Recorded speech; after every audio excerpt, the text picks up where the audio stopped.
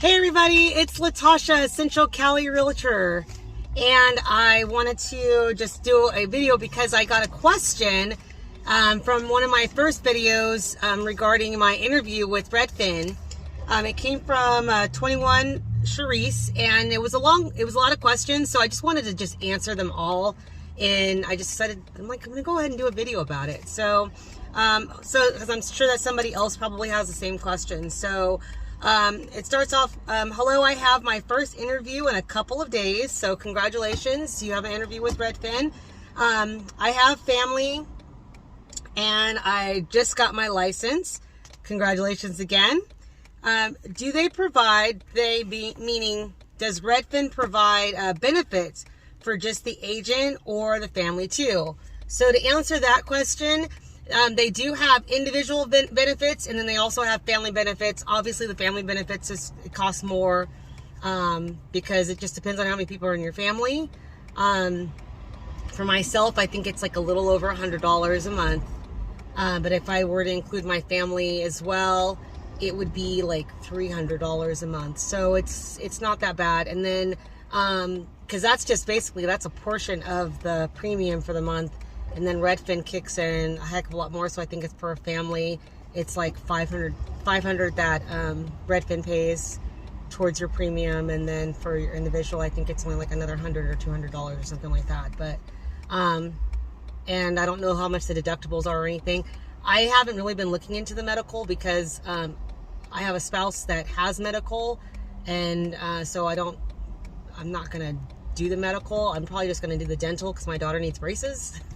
And and it pays for braces and all that good stuff. And actually the plan that I'm gonna get for my family, I think it's like $52 for, and it's gonna be different everywhere it's gonna be different.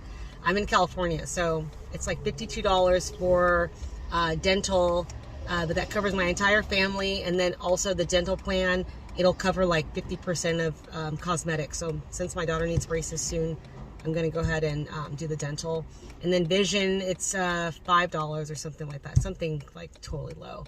And then, of course, Redfin, as the employer, pays a portion of that. So always include that as part of your benefits from the corporation. Okay, so she also asked another question.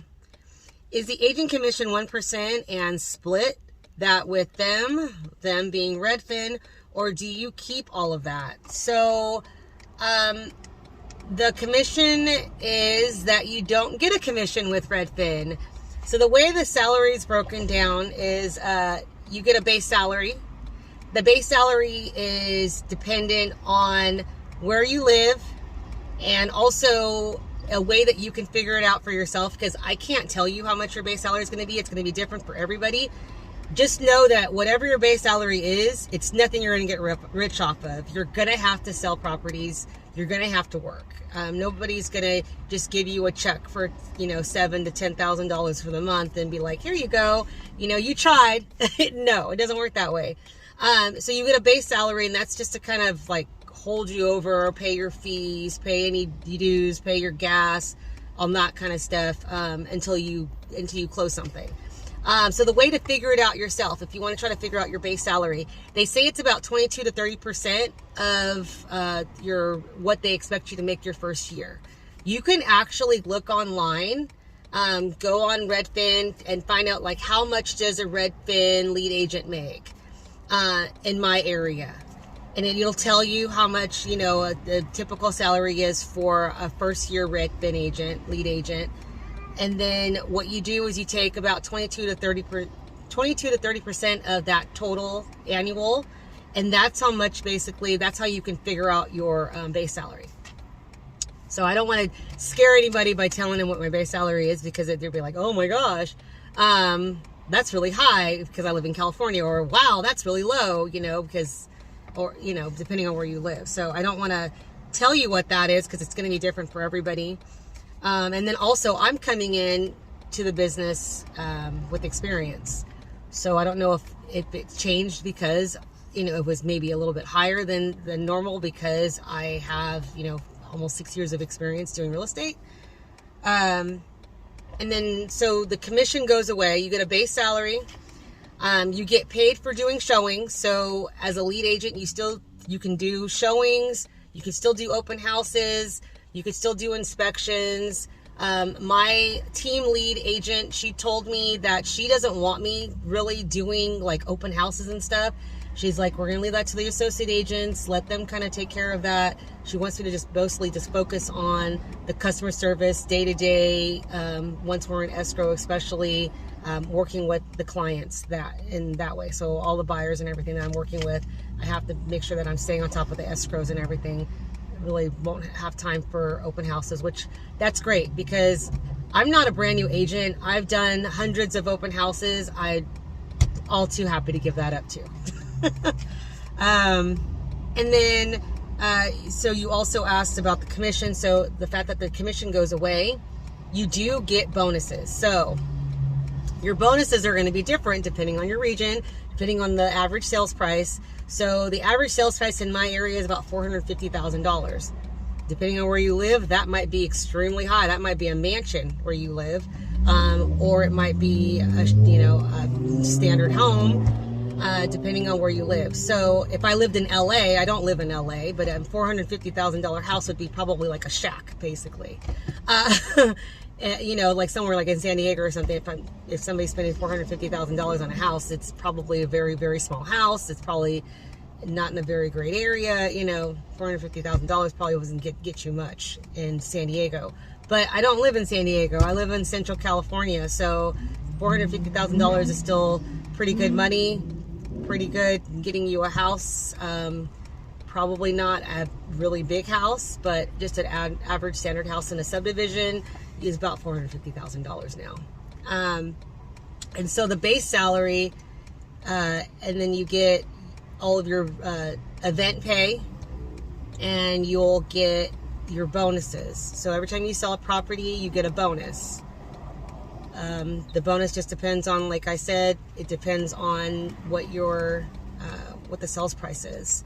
So whatever the property sales price is and what the average price in your area, like if you were to sell $1 million home and like the average home is $250,000, obviously your bonus is going to be a lot higher than the average. So I can't really tell you what the bonuses are because they're different for every region.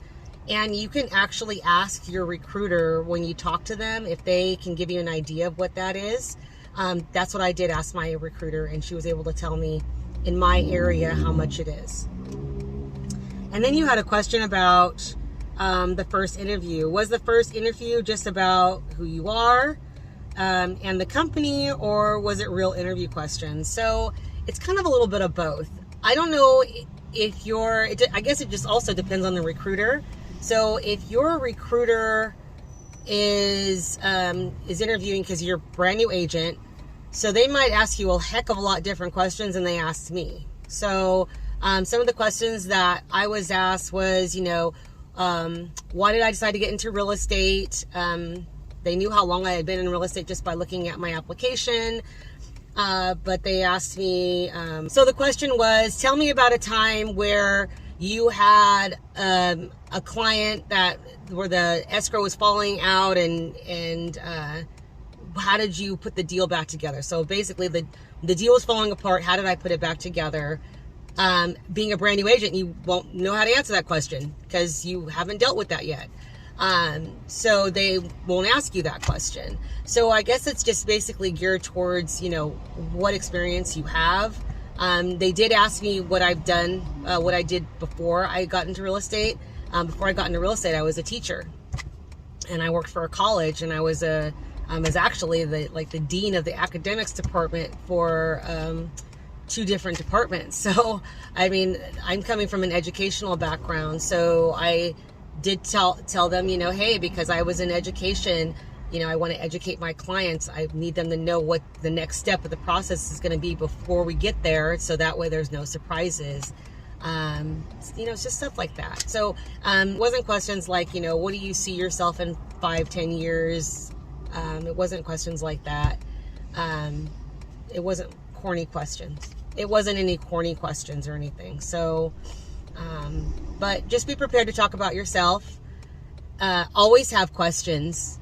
I mean, I think I had like 15 questions I was asking. She kind of covered most of them, the recruiter that I had, because most of them were like salary based, benefit based, technology based.